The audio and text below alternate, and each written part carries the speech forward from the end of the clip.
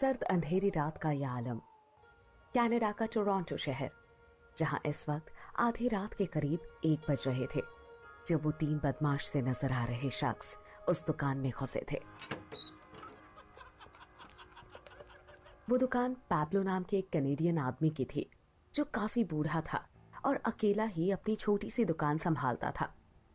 खैर, रात काफी हो चुकी थी और पिछले कई घंटों से दुकान में एक भी ग्राहक नहीं आया था। बावजूद इसके पैब्लो थोड़ी थोड़ी देर पर बाहर दरवाजे की ओर देख रहा था। शायद उसे किसी के आने का इंतजार था और कुछ ही मिनटों बाद उसका वो इंतजार खत्म हो गया। बाहर एक कार आकर रुकी और थोड़ी देर बाद ब्राउन कलर की हुडी वाले जैकेट और ब्लैक कलर की जीन्स पहने हुए एक लंबे से युवक ने दुकान के अंदर प्रवेश किया। हुडी वाले उस शख्स को देखते ही पैब्लो ने खुशी से चहकते हुए कहा, आ गए तुम। ये सुनकर वो हुडी वाला भी मुस्कुराया। यूं तो वो कोई रहस्यमयी शख्सियत वाला इंसान नजर आ रहा था, मगर उसकी मुस्कुराहट ऐसी थी सी लंबी और काली रात का अचानक सवेरा हो गया हो। हुडी वाले बंदे ने ठंडे मगर खुशनुमा अंदाज में कहा, आप हर रात मेरा इंतजार करते हैं। और तुम हर रात आते थे सिर्फ एक बियर की कैन के लिए, वो भी अपने रेसिडेंस से मीलों दूर, जबकि ये बियर शहर की हर दुकान पर मिल जाती है। कहने के साथ ही पैब्लो ने बियर का एक कैन काउंटर पर रख दिया। हाँ, मगर हर दुकान पर आप नहीं होते ना। पैब्लो एक बार फिर मुस्कुरा उठा और उसे यूं मुस्कुराता देख वो हुडी वाला भी मुस्कुराने लगा। खैर, इसके बाद उसने बियर की कैन उठाई और अपनी जैकेट के बाईं ओर की पॉकेट से कुछ कैनेडियन डॉलर्स निकालकर पैब्लो की ओर बढ़ा दिया। पहले तो हर बार की तरह पैब्लो ने पैसे लेने से मना किया, पर जब उस हुडी वाले ने पैसे ले लेने का आग्रह किया तो हार मानकर उसने वो डॉलर्स रख लिए। एक अरसा हो गया इन तमाम बातों को, मगर तुम हो कि बिल्कुल भी नहीं बदले। आज भी लगता है जैसे वही 23-24 साल का लड़का मेरे सामने खड़ा है, जो आज से ठीक 18 साल पहले मेरी दुकान में आया था अपने लिए एक ठंडी बियर की तलाश में। ये सुनकर वो हुडी वाला शख्स फिर से मुस्कुराया। हुडी वाले ने पैब्लो की चुटकी लेते हुए कहा, हाँ, लेकिन आप बूढ़े हो गए, इसलिए आपको याद 18 नहीं 19 साल हो गए। हाँ, उम्र बढ़ने का एक नुकसान ये भी है, याददाश्त का कमजोर हो। उम्र का बढ़ना भी कुदरत का एक तोहफा है और इंसान बहुत खुशनसीब है जो उसे ये तोहफा नसीब होता है।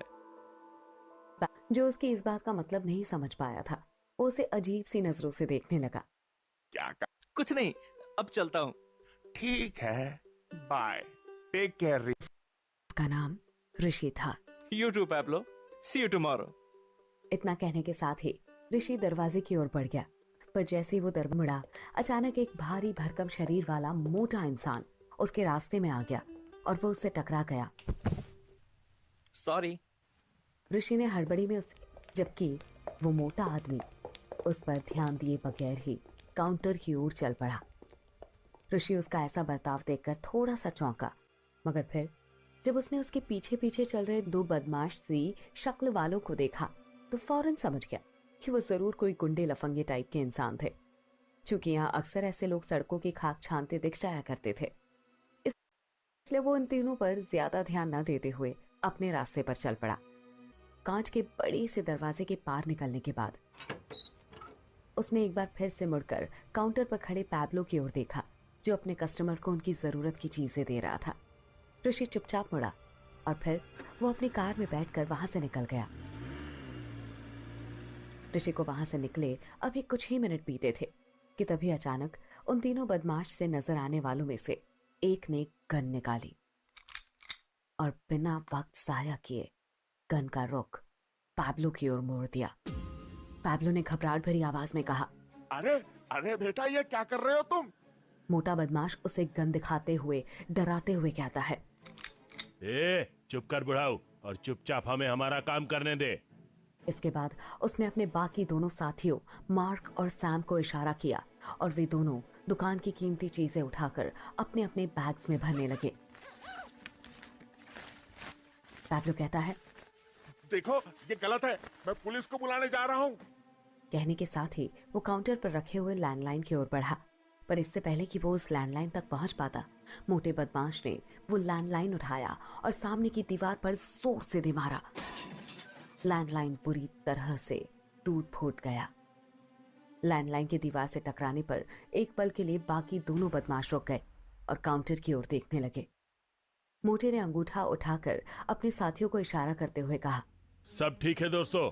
इसके बाद फिर से वो अपने काम में जुट गए, जबकि मोटा दोबारा पैब्लो की ओर मुड़ा। मोटे ने गुस्से में कहा, ओ बुड्ढे, तू मरना चाहता है क्या? देखिए, खिलौने वाली गन नहीं है, समझा? साले चल गई ना तो तू बिना टिकट ऊपर निकल जाएगा। मोटे बदमाश ने दोबारा उसे गन दिखाकर डराते हुए कहा, जिस पर पैब्लो ने कहर ढाती हुई नजरों से उसे देखा। देखो ये गलत है। फौरन मोटे ने उसकी बात को बीच में काटते हुए कहा, बे चुप कर। साले गलत वलत कुछ नहीं होता यहाँ, सब सही है। तू भी तो यहाँ आने वाले कस्टमर्स को लूटता है ना। बस फर्क इतना है कि इस बार तेरा कस्टमर तुझे लूट रहा है। तो अब या तो तू चुपचाप लूट या मैं ये बंदूक की गोली तेरे भेजे में उतार दूं। उसे झिड़कने के अंदाज में कहा, और तब तक उसके दोनों साथी भी अपना बैग भरकर वापस आ चुके थे। मार्क ने मोटे से कहा, अब चले। अरे रुक, इतनी जल्दी भी क्या है? बॉब एक बार फिर गन दिखाकर पैब्लो को धमकाते हुए बोला। चल बे बुड्ढे, कैश काउंटर में जितना भी कैश है जल्दी से बाहर निकाल। मगर इस बार वो पैब्लो को डराने में बुरी तरह नाकामयाब रहा। पैब्लो ने गुस्से में कहा, मैं तुम्हें अब एक फुटी कौड़ी भी नहीं देने वाला। तुम जो लूट सकते थे तुमने लूट लिया। अब इससे पहले कि मैं पुलिस को बुलाऊं, निकल जाओ यहाँ से। आगे के शब्द पैब्लो के गले में ही घुटकर रह गए, क्योंकि पैब्लो अपनी बात पूरी कर पाता उससे पहले ही मोटे बॉब ने उस पर गोली चला दी थी। गोली सीधे पैब्लो की छाती में लगी और वो झटका खाकर पीछे मौजूद कांच के शेल्फ से जा टकराया। सैम ने हैरानी से देखते हुए उससे पूछा, अबे ये क्या किया? तो क्या करता? साला सचमुच पुलिस को फोन कर देता तो? पर उसका फोन तो तूने पहले ही तोड़ दिया था ना। हाँ, अरे हाँ, मैं तो भूल ही गया था। और फिर उसने जल्दी से आगे बढ़कर कैश काउंटर में मौजूद सारा कैश निकाल लिया। इतना पैसा। सारा कैश निकालकर उसे अपनी जेब में ठूंसने के बाद अपने दोनों साथियों के साथ बॉब वहां से चलता बना।